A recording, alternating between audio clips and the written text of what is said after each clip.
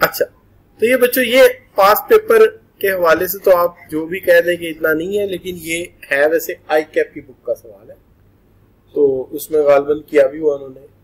तो ये सवाल है कि mister Rizwan and mister Mujahid are two lawyers and working together as a firm in the name and the style of Rizwan Wajahat associates. ये आमतौर पे ऐसे ही नाम रखे जाते हैं। During the year the firm has earn aggregate profit of ₹3 lakhs and after that profit include following deduction. तो इसमें से ये डिडक्शन की गई है, वजाहत साहब की सैलरी, ठीक है, रिजवान साहब की सैलरी, एंड देन उसके बाद क्या है जी कि एक्सपेंसेस ऑन विच टैक्स, जिस पर डिडक्ट नहीं किया इन्होंने, बड़ी गलत बात है। पेमेंट एक की है जो ओवरऑल अकाउंट एक्सीडिंग कितना है 50,000, और इन्होंने कोई भी दूसरा सोर्स चूज कर लिया है एक्सेप्ट क्रॉस चेक, और प्रॉफिट ऑन डेट जो है रिजवान का वो कितना है 50,000, and both partners have equal share in the firm and mister Rizwan has no other income and mister Wajahat is also running business of printing and advertising services and he earned 1.5 lakh रुपया from said business and determine the tax liability of firm and its members। इसमें simple सी बात है, एक member का तो बनेगा ही नहीं, क्योंकि उसका तो वही आ जाएगा जो उसको एओपी से मिलेगा, क्योंकि दूसरी कोई इनकम उसकी है कोई नहीं। हाँ, एओपी का हिसाब जो है वो हमें करना पड़ेगा कि इसको कैसे मैनेज करें। तो देखिए इसके अंदर प्रॉफिट बिफोर टैक्स गिवन है, तो काम वहीं से शुरू कर देते हैं कि यहां लिख देते हैं प्रॉफिट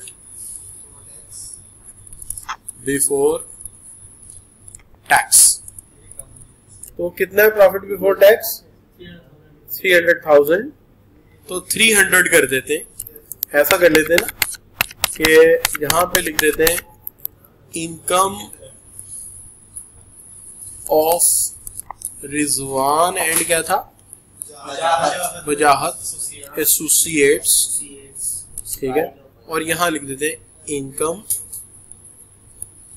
फ्रॉम क्या शाबाश नहीं इनकम नहीं sorry profit before tax, profit before tax जी कितना, तो हम लिख देते हैं ये इसके लिए मैंने कहा था कि ऊपर एक हेडिंग और हो। अच्छा, अब इसके अंदर एक तरफ वो चीजें हमने ऐड करनी है जो अलाउड है, और वो चीजें जो नहीं है वो लेस करनी है। तो आज इधर चूंकि जगह कम है सुली तौर, और फिर बात ये नहीं कि एक बंदा कहता चल मैं गलती कर रहा हूं, दूसरा एहतियात कर ले, दोनों ही एक ही तरह ना तुले हुए एओपी को लूटने पे। हाँ जी, कि कौन अच्छी लूट डालता है, ये समझे नून लीग और पीटीआई का मुकाबला। अच्छा, कितना बच्चों रिजवान ने 100 लिया है, वजाहत ने 150। अच्छा, अब बच्चों बात ये है कि दूसरी चीज जो आती है वो आती है क्या जी एक्सपेंसेस ऑन, हाँ, तो जिन एक्सपेंसेस पे टैक्स डिडक्ट नहीं हुआ वो अलाउड नहीं होते। एक्सपेंसेस ऑन विच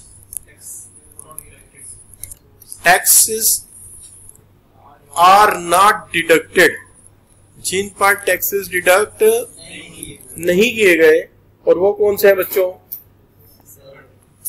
कितने 40,000 है, 40 डाल। अच्छा, अब बच्चों एक और बात है कि इन्होंने ये कहानी तो सुनाई है कि जी पेमेंट एक्सीडिंग। अब देखिए मसला ये है पेमेंट नॉट एक्सीडिंग, ये एक्सीड नहीं कर रही है, कौन सी लिमिट है भला, एक मिनट सही करके लिखता हूं, ये कौन सी लिमिट है, एक्सीडिंग 250,000, इससे एक्सीड नहीं कर रही, इसलिए ये वैलिड है। ये क्या है, वैलिड है, इसको वापस करने की जरूरत नहीं। 50,000 का टोटल का अकाउंट है, 2.5 लाख से ऊपर होती तो फिर मैं कहता कि हाँ यार आपने गलत किया है। क्या हाल है, 2.5 लाख का है, याद है ना आपको, अदनान राउस की बुक में तो वो टेबल बना हुआ है ऐसे करके, है ना। अच्छा, अब दूसरी बात यह है कि जो आपका दूसरा मामला है कि ये जो एक पार्टनर है ना, उसने प्रॉफिट ऑन डेट भी लिया हुआ, इसको आप इंटरेस्ट कह सकते हैं। वैसे तो जो पार्टनर का पैसा होता है ना, वो तो वैसे ही बिजनेस का हिस्सा होता है, तो उस बिजनेस पार्टनर से कैसे उधार ले सकता है? तो ये कितना है 50। ये सारे ऐड होंगे, वापस होंगे। आप देखें जरा और कोई शय है, उसके आगे जो हिसाब शुरू हो गया ना, वो है वजाहत का। तो कितना बन गया 640। हमें इतने की ही जरूरत है इसके अंदर, एओपी के अंदर, कि हमारे पास टैक्सेबल इनकम आ जाए किसकी, एओपी की। वो आ गई, ठीक है जी। अच्छा, बाकी हमसे जो मांगा गया वो टैक्स लायबिलिटी मांगी गई है, ठीक है ना, डिटरमिन करनी है टैक्स लायबिलिटी। तो वो आप कर लेंगे, क्या हाल है कि टैक्स के लिए आपको इसकी लायबिलिटी के अंदर लिखना पड़ेगा 6,40,000। वो आप कर लेंगे ना, डन कर लेंगे, क्यों भाई, हो जाएगा, इसमें कोई मसला नहीं है। इसको यहाँ ओके लिख दें, कोई मसला नहीं है। अच्छा, दूसरा बच्चों जो मामला है वो आ गया किसका, सबसे पहला वर्किंग बनेगा किसका, डिस्ट्रीब्यूशन का। इनमें तकसीम होगी। अच्छा, तकसीम कैसे होगी जरा सोचिए। एक तरफ रिजवान है, ठीक है, एक तरफ वजाहत है, दोनों का ही कंट्रीब्यूशन है। अच्छा, सैलरी दोनों ने ली हुई है, पर अब तो ले गए हुए ना, वापस तो नहीं मांग सकते हम। ये सैलरी ले गया है 100 और ये सैलरी ले गया है 150। इस तरह देखा जाए तो 250 तो ये हाथ से निकल चुके हैं। दूसरी बात ये कि प्रॉफिट ऑन डेट भी ये ले चुके हैं, शायद खा भी चुके हो, क्या हाल है। और वो है कितना 50, और ये जो 50 है इसको यहां पे रखा जाए तो ये 300 तो निकल गया। बाकी रहेगा शेयर में से कितना, 640 में से 300 निकल गया, बाकी 340 को तकसीम कर ले बराबर बराबर, तो 1/2 फॉर ईच पर्सन कितना आ जाएगा 170 इसका, 170 इसका, ठीक है, नहीं सॉरी 170 इसका, यहाँ 600, यहाँ 340, और टोटल करेंगे तो कितना आ जाएगा 640 पूरा हो गया। इसका टोटल, इसका टोटल, टोटल दोनों का बराबर ही आएगा। इसका भी 320 आएगा और इसका भी 320 आएगा, लेकिन आपका टोटल बीच में होता तो 420 आता। अच्छा बच्चों, फिट हो गई बात। अब इसका फेस बना लिया जाए, तो फेस जब आप बनाएंगे, एक और जो अगला बनेगा वो किसका, रिजवान के लिए तो आप पहले ही कह देंगे कि मुझे जरूरत नहीं है, ओनली अर्निंग फ्रॉम एओपी, जिस पर वो टैक्स पे कर चुका है, टैक्स पे कर चुका है वहां पे। अच्छा, अब बच्चों बात आ गई है कि वजाहत का मामला है कि मिस्टर वजाहत की आमदनी एक और भी है, और वो कितनी है, इनकम फ्रॉम बिजनेस। अगर हम इसको भी 000 में कर दें, ठीक है, या ना करें यार, एक ही तो बंदा है, दो कितनी है, क्या एहसान लेना किसी का, ये लो 1.5 लाख, ठीक है जी। अच्छा, अब देखिए मेरा दिल तो नहीं चाह रहा कि मैं इसके अंदर एओपी की इनकम शामिल करूं, बिल्कुल दिल नहीं चाह, लेकिन मैं इसके अंदर ऐड कर देता हूं एओपी, ताकि मैं इसका जो है रेट निकाल सकूं।